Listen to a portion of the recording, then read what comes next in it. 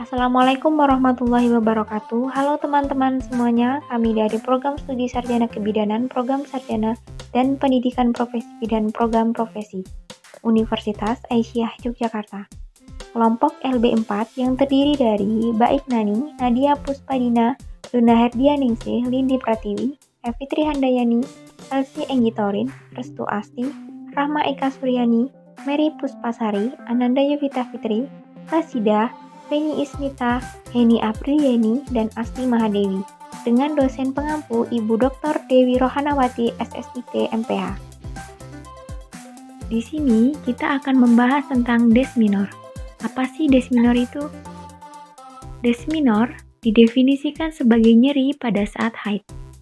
Istilah des minor berasal dari kata dalam bahasa Yunani kuno atau Greek. Kata tersebut berasal dari dis yang berarti sulit, nyeri, abnormal, meno yang berarti bulan, dan rea yang berarti aliran atau arus. Jadi secara singkat, des minor dapat didefinisikan sebagai aliran menstruasi yang sulit atau menstruasi yang mengalami nyeri. Des minor sendiri terbagi menjadi dua. Yang pertama yaitu des minor primer. Des minor primer adalah nyeri haid tanpa adanya kelainan pada organ genital dan hampir selalu muncul pertama kali pada wanita berumur 20 tahun atau lebih muda setelah siklus ovulasi mereka tetap. Yang kedua yaitu des minor sekunder. Des minor sekunder adalah nyeri haid dengan adanya kelainan pada organ genital yang seringnya terjadi pada wanita berusia lebih dari 30 tahun. Des minor sekunder sendiri terjadi akibat berbagai kondisi patologis seperti endometriosis, adenomiosis, mioma uteri, stenosis uteri, dan lain-lain. Faktor penyebab des minor berdasarkan hasil penelitian Nugula dan Oktaviana tahun 2019 pada mahasiswi Akademi Kesehatan Rusida Banyuwangi. Faktor-faktor yang mempengaruhi terjadinya des minor yaitu aktivitas fisik, tingkat stres, konsumsi fast food, dan paparan asap rokok. Faktor penyebab des minor sendiri terbagi menjadi dua, yaitu faktor internal dan faktor eksternal. Faktor internal terdiri dari usia menars, riwayat keluarga, lama menstruasi, dan kebiasaan olahraga. Sedangkan faktor eksternal yaitu terdiri dari tingkat stres, status gizi, dan fast food atau makanan cepat saji.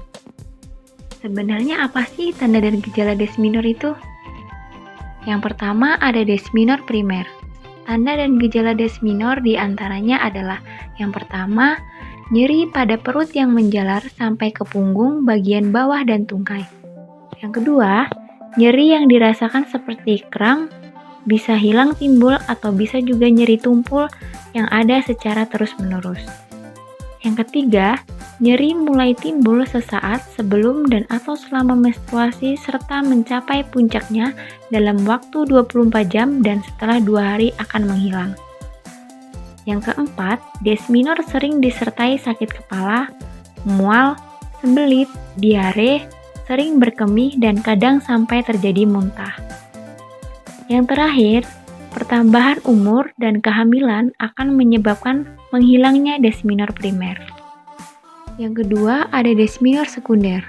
Gejala klinis des minor sekunder secara umum terbagi menjadi 5. Yang pertama, des minor terjadi selama siklus pertama atau kedua setelah haid pertama. Yang kedua, des minor dimulai setelah usia 25 tahun. Yang ketiga, nyeri perut bagian bawah yang muncul di luar waktu haid.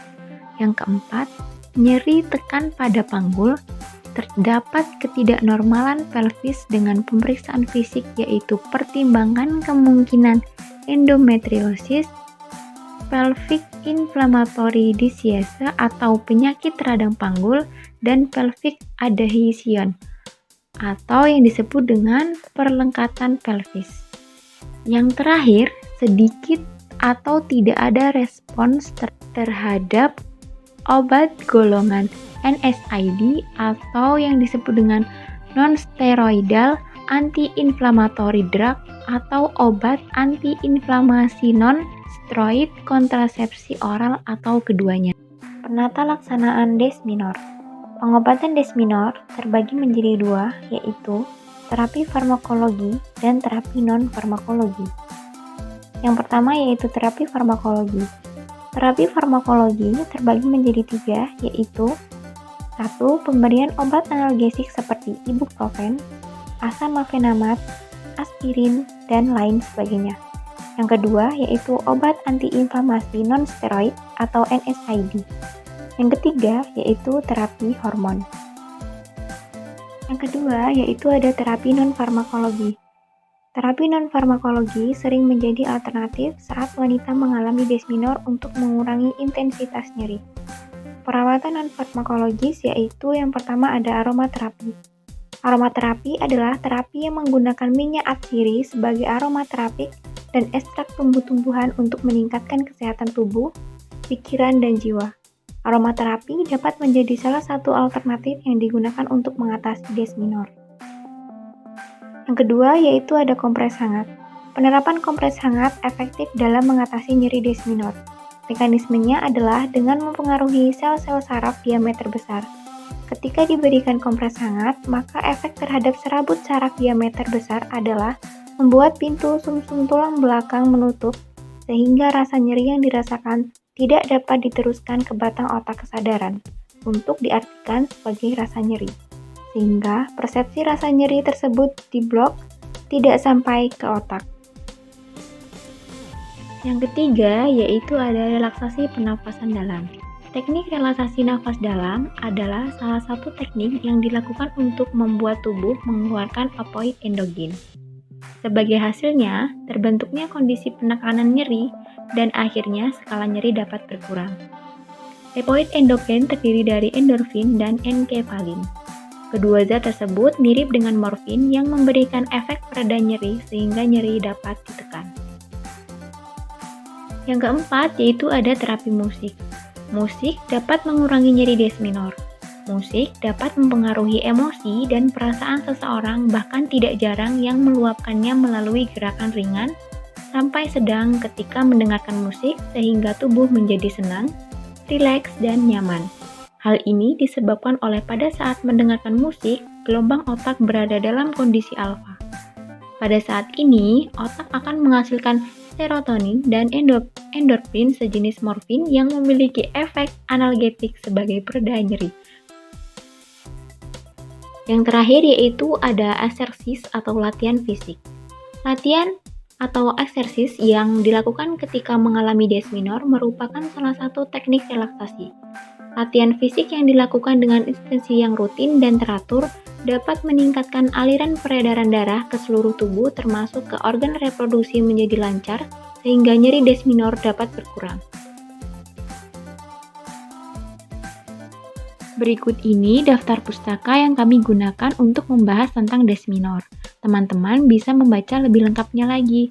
Baiklah, itu saja yang bisa kami sampaikan. Semoga bermanfaat. Kurang lebihnya kami mohon maaf. Wassalamualaikum warahmatullahi wabarakatuh.